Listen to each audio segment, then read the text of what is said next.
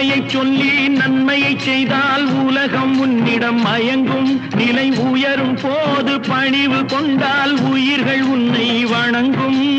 உண்மை என்பது அன்பாகும், பெரும் பணிவு என்பதும் பண்பாகும்.